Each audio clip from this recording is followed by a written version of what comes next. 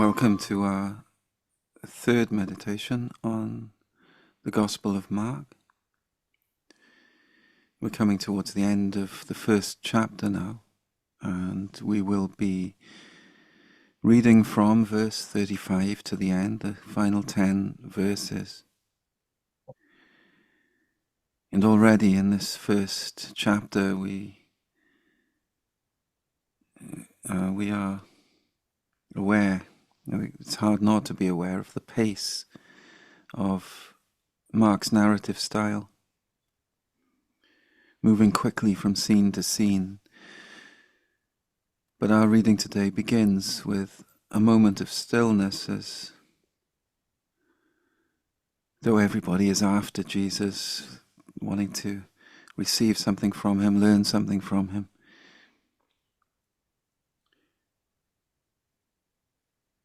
He remains rooted in the stillness.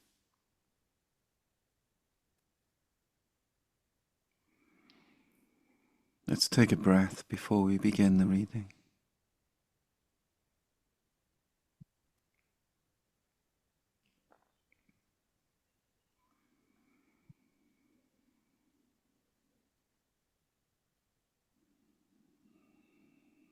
And find that stillness in us.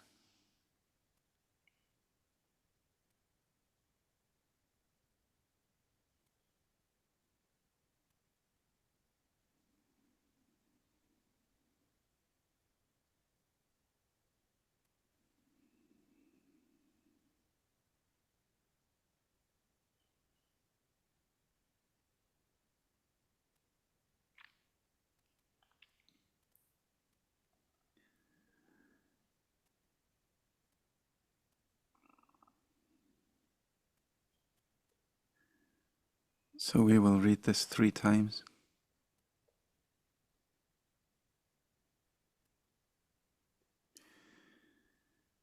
After Malcolm has read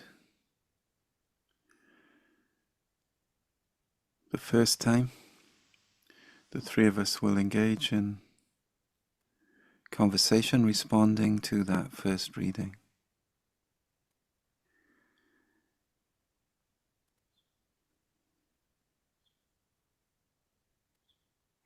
Although the process is contemplative, and the second and third readings will be in the style of Lectio Divina, the second reading, which Joe will read, will be followed by just words or phrases that are lifting from us, from a deeper part of us as we hear for the second time. Listening below the surface of intellect. And then after the third reading, which I will read, there will be a period of silence.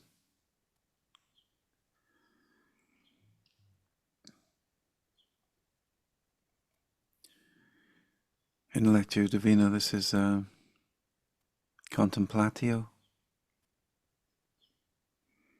contemplation.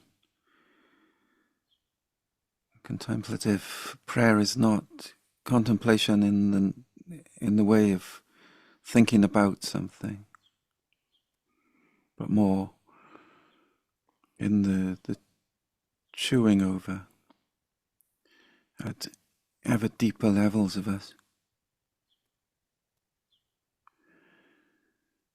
As in the words of the old desert mothers and desert fathers of the 3rd and 4th centuries, we descend from the mind of the brain, to the mind of the heart,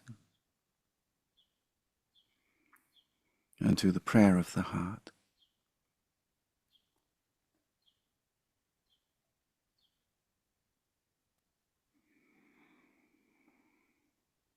And though we have that from the desert mothers and fathers, and there's a little doubt it goes back to Jesus,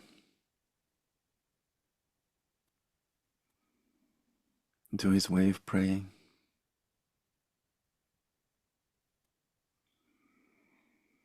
and the ways in which he taught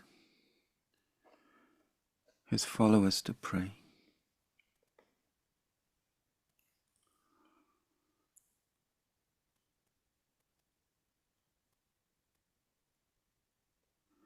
So now the first reading.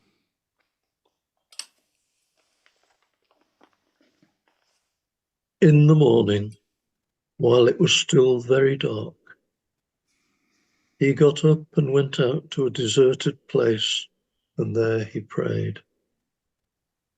And Simon and his companions hunted for him. When they found him, they said to him, "Everyone is searching for you." He answered, "Let us go on to the neighboring towns, so that I may proclaim the message there also, for that is what I came out to do." And he went throughout Galilee, proclaiming the message in their synagogues and casting out demons. A leper came to him, begging him, and kneeling, he said to him, "If you choose, you can make me clean." Moved with pity, Jesus stretched out his hand and touched him and said to him, "I do choose. Be made clean." Immediately the leprosy left him, and he was made clean.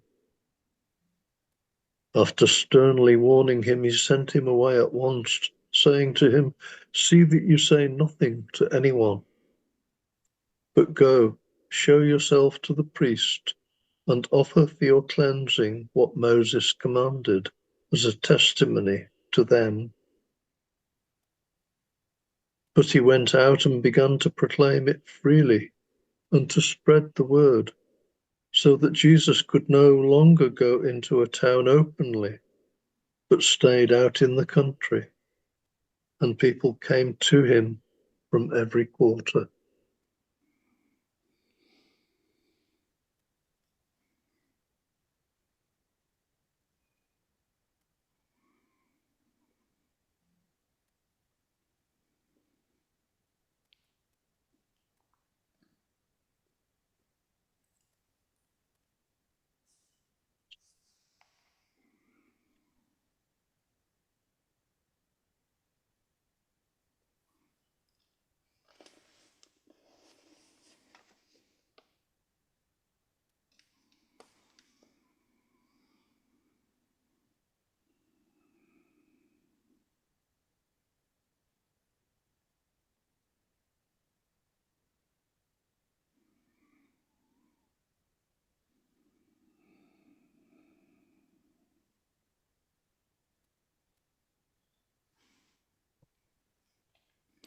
I'm struck by Jesus' presence and detachment in this couple of passages put together. He's not beholden to external pressure to be doing something or being at the beck and call of people. And yet, when he meets the leper, he's fully present to that and is moved with compassion in the present moment. Yeah. But doesn't then kind of linger with any kind of like desire for thanks or anything like that, or to mull over what's just happened, or bask in anything at all. In fact, he says, just, stay cool now and don't go around boasting about this and confusing people with it. You're healed. And he's in touch with that message that he has come to give, and that's what he's going to do. That's what Jesus is going to do. Mm.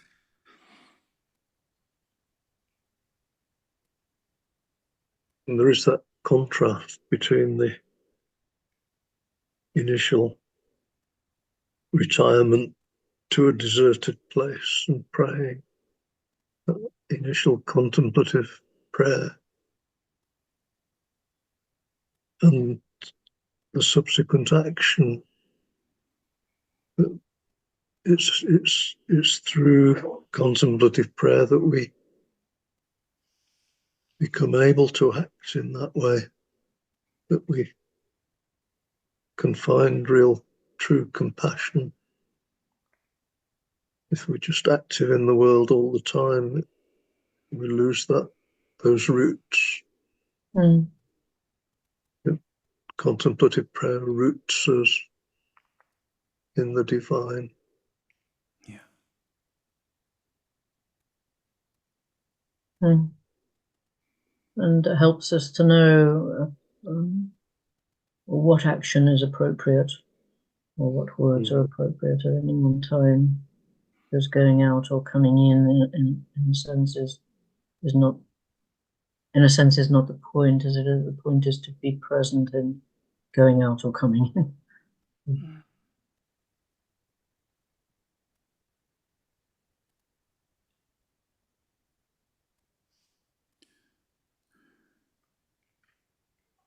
There's a persistent movement to the natural places, it seems. Jesus comes into the cities and the towns.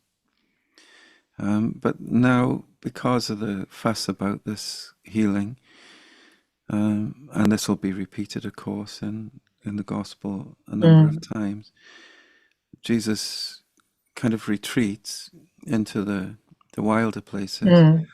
But then people come to him to receive the teaching, to receive the message, healing, whatever it is they're looking for. Mm-hmm. But is that... It would be possible to stay in the city, I suppose.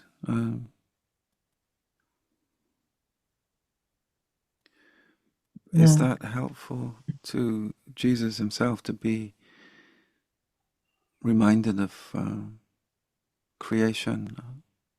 Or is it natural? It's because cities are not natural, are they? Like civilization, so-called, the making of kind of concentrated areas that become built up with, okay, villages maybe around a river is a natural gathering of people for sharing of natural resources, but a city kind of destroys natural resources, or it drains them from the surrounding area and concentrates them. And although the birds are still singing in the city and the trees grow, and in our cities, it strikes me often how healthy the trees seem to be, presumably because they're taking in so much carbon dioxide. I don't know the science of it, but I'm amazed sometimes going into a city and just encountering such healthy trees.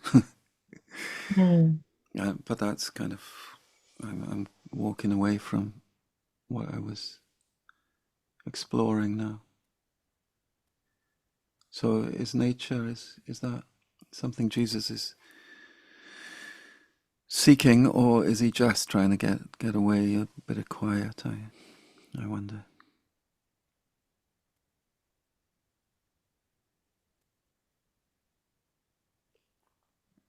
Well, he seems to be in all the stories about him. He's very connected with nature, isn't he? He's using examples from nature of trees in various states, for example. So I think that he was very connected with nature, and it's important for him, although in those days there was more nature than anything else, and towns were not like they are today.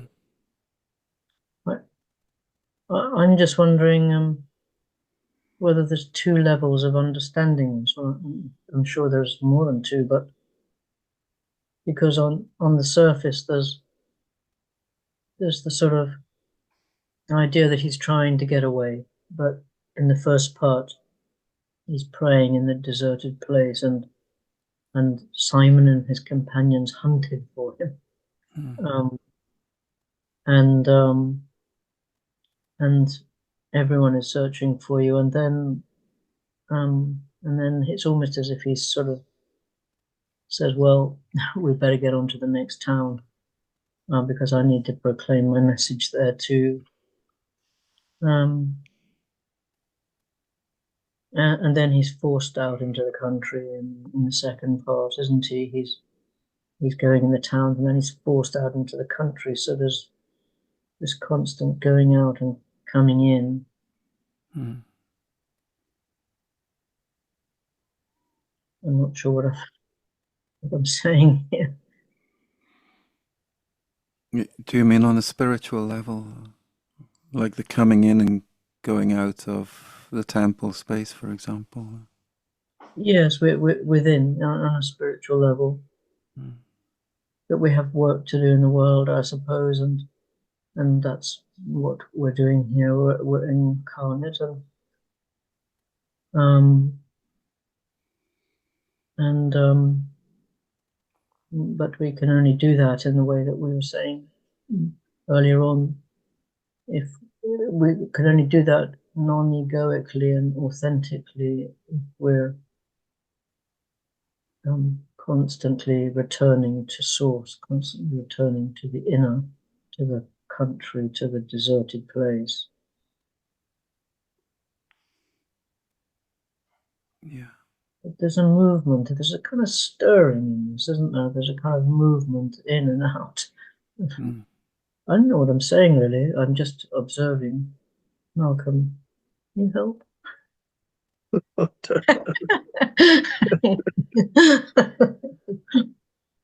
I'm sitting here thinking about the great Indian spiritual master Ramana Maharshi, who spent a lot of time living in a cave as he became enlightened. And then people realized that he had a good spiritual message and came flocking to him. And now there's a developed a huge ashram of buildings all around him. And the road which had led there, which was previously just a dirt track, was going a busy road. But I'm quite sure that he wouldn't have been able to live in that environment in a busy ashram of people if he'd not spent all of that time alone in a cave. It's a necessary, as you were saying, Joe, it's a necessary part of being useful to other people, bringing the message to other people. You can't do that if you're just preoccupied all the time yourself with things of the world. There has to be times of retreat, times of indwelling, going back to the roots, or else you lose the roots. And Jesus does that over and over. Yeah. He's our example. Yes. And I too was thinking of Hazrat Inayat Khan, the Sufi teacher. There's a story which I might have quoted before, where he's at a party of some followers or whoever it was, and somebody observes him and writes about it, and he's sitting there, and clearly he's in the desert in that moment in his consciousness. He's and a little boy comes along and has got his toy cars with him, and sort of taps him on the leg, sort of thing, and so wants him to play. And in a moment, he comes out of where he was and is completely present to playing with a little boy. It's that sort of when we talk about spiritual practice, we're practicing to be able to do that, aren't we? And like Ramana Maharshi was subsequently able to, because that inner temple, as you said, Tim, is so established, isn't it, that we can be in it and also um, be touched with compassion, and drawn out to serve in the world, to respond to the world. Yeah. I'm getting an echo now from earlier in the text where Jesus calls the fishermen and says, "Come with me, I'll make you fishers of men." There's almost in this going in and going out some kind of fishing going on. I know they followed Jesus out and into the wilder places, and he has to go there. Mark says he has to go there because of this fame that's growing, so he's got to go out there. But is he also coming into the city, throwing the bait and drawing the fish then out into the wilderness? Because it's in the wilderness that God speaks throughout Hebrew scriptures and New Testament as well, and we notice it in our lives. It's in the wilderness parts of our lives, whether that's physical, mental, spiritual, or all of those things, we hear the voice of God strongest. Even if it's in recollection rather than immediacy, for some of us. So is there a fishing process going on here? I'm going to make you fishers of people. Well, this is how to do it. You go in, do something, whatever happens, respond in the present moment to what happens, and then draw them out to a place where they can listen and to reflect, to contemplate. Yeah, to contemplate what has happened. A little bit like Divina, taking it deeper. But in this sparsity of open space. Really interesting thought, that, Tim.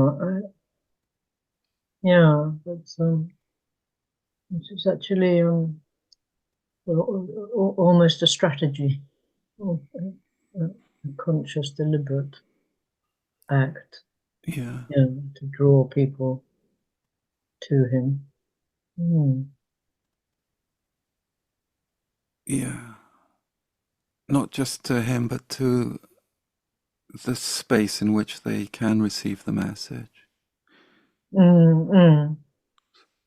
Action has a way of kind of making an opening, but it's quickly forgotten or sensationalized, or as it was here. But if it's left at that sensational level, then it's got no power. Yes, drawing into a natural state, isn't it? It's drawing people into a natural state, the nature into a natural state. Interesting.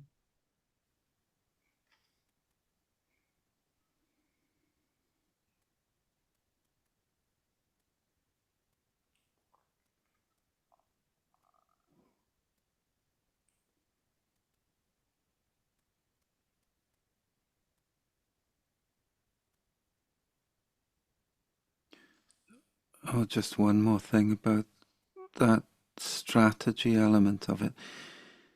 I'm not sure that I'm thinking about thought out strategy, right? I'm going to go into town, I'm going to do something, but because Jesus is so responsive to the flow of grace, then it could appear from outside to be strategy, but all he's really doing is responding to the moment and to the Yes, grace in the moment, and the Holy Spirit is leading him, and he's so in tune with that that he can do yeah, stuff that you might conceive as a strategy, but it's not really.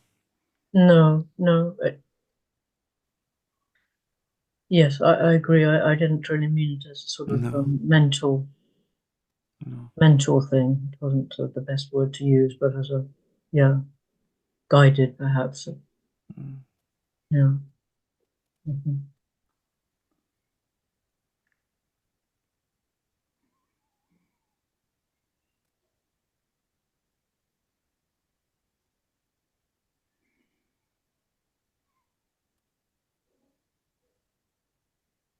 Shall we go deeper now?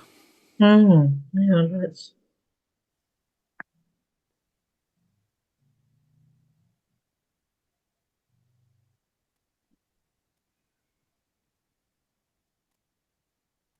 In the morning, while it was still very dark, he got up and went out to a deserted place, and there he prayed. And Simon and his companions hunted for him. When they found him, they said to him, "Everyone is searching for you." He answered, "Let us go on to the neighboring towns, so that I may proclaim the message there also, for that is what I came out to do." And he went throughout Galilee, proclaiming the message in their synagogues and casting out demons. A leper came to him, begging him, and kneeling, he said to him, "If you choose, you can make me clean." Moved with pity, Jesus stretched out his hand and touched him, and said to him, "I do choose." Be made clean. Immediately the leprosy left him, and he was made clean. After sternly warning him, he sent him away at once, saying to him, "See that you say nothing to anyone, but go, show yourself to the priest, and offer for your cleansing what Moses commanded as a testimony to them." But he went out and began to proclaim it freely and to spread the word, so that Jesus could no longer go into a town openly, but stayed out in the country, and people came to him from every quarter.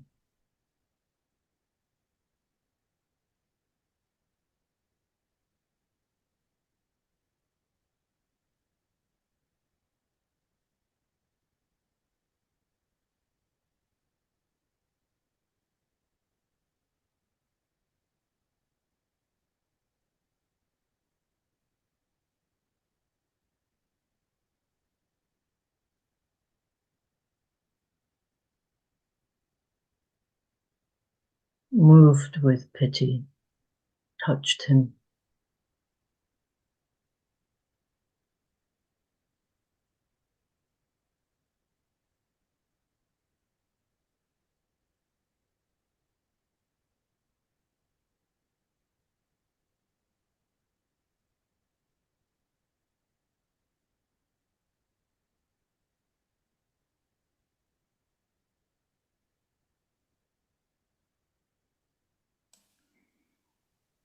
Everybody is looking for you.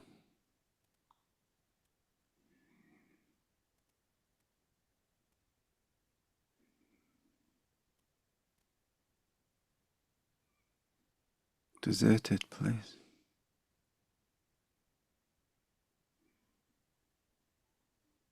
While it was still very dark.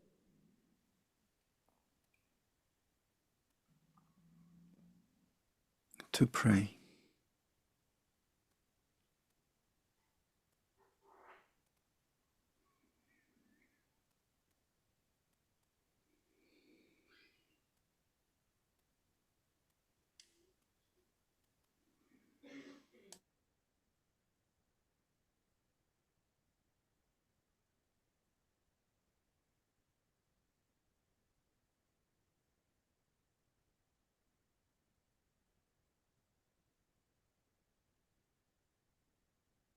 so that I may proclaim the message.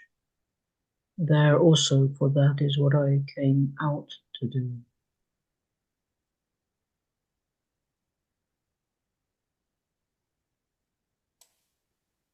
Be made clean.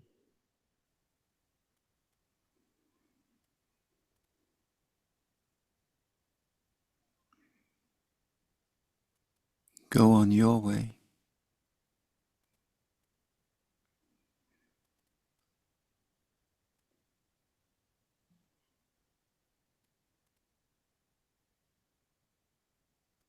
If you choose, you can make me clean. I do choose, he said.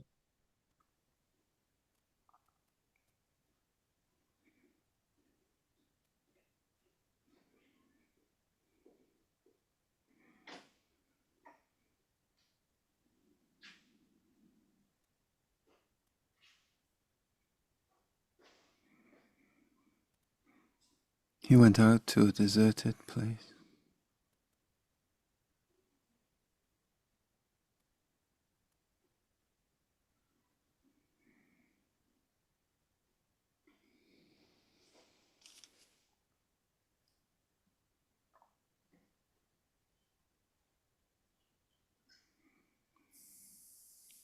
People came to him from every quarter.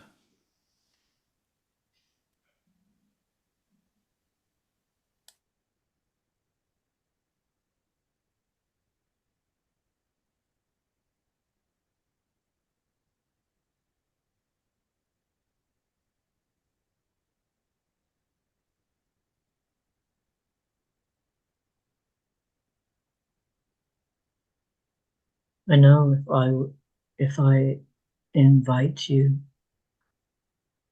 you will be moved with pity for my limitation. Stretch out your hand and make me clean.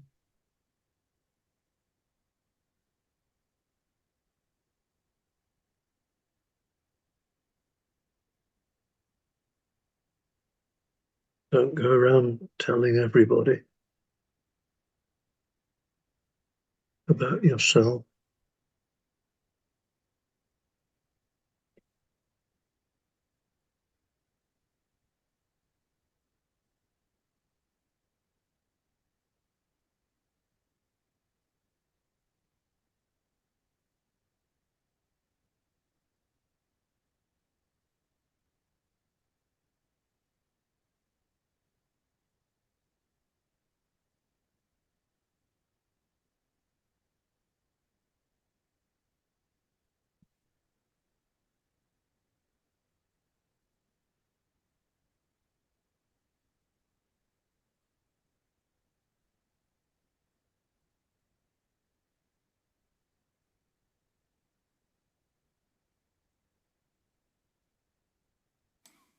In your humility, behold the healer. In your leprosy,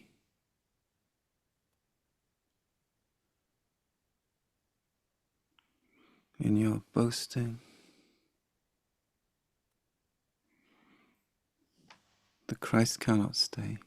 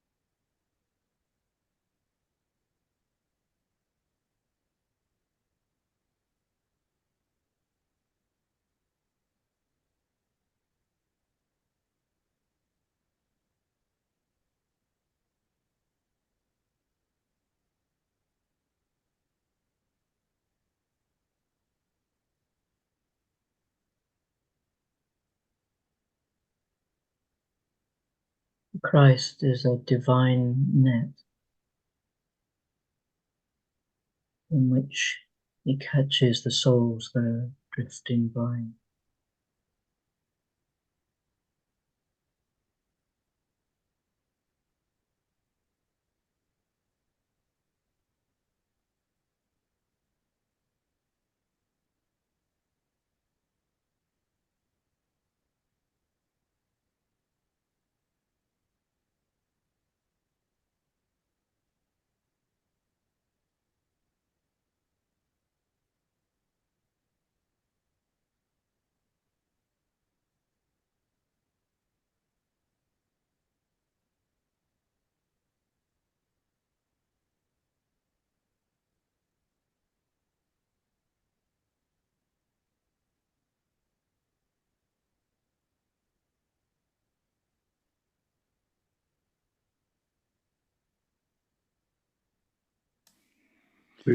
We learn to be in heaven, in silence, in deserted places, so that we can be in heaven in every situation.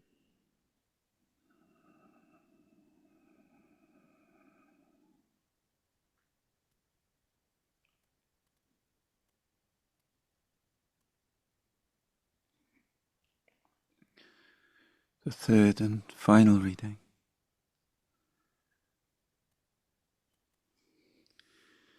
followed by 10 minutes of silence.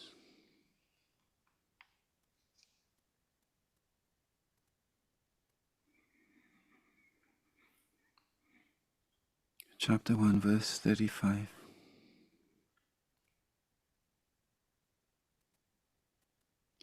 In the morning, while it was still very dark, he got up and went out to a deserted place, and there he prayed. And Simon and his companions hunted for him. When they found him, they said to him, "Everyone is searching for you." He answered, "Let us go on to the neighboring towns, so that I may proclaim the message there also, for that is what I came out to do." And he went throughout Galilee, proclaiming the message in their synagogues and casting out demons. A leper came to him begging him, and kneeling he said to him, "If you choose, you can make me clean." Moved with pity, Jesus stretched out his hand and touched him and said to him, "I do choose. Be made clean." Immediately the leprosy left him and he was made clean. After sternly warning him, he sent him away at once, saying to him, "See that you say nothing to anyone, but go, show yourself to the priest and offer for your cleansing what Moses commanded, as a testimony to them." But he went out and began to proclaim it freely and to spread the word, so that Jesus could no longer go into a town openly, but stayed out in the country. And people came to him from every quarter.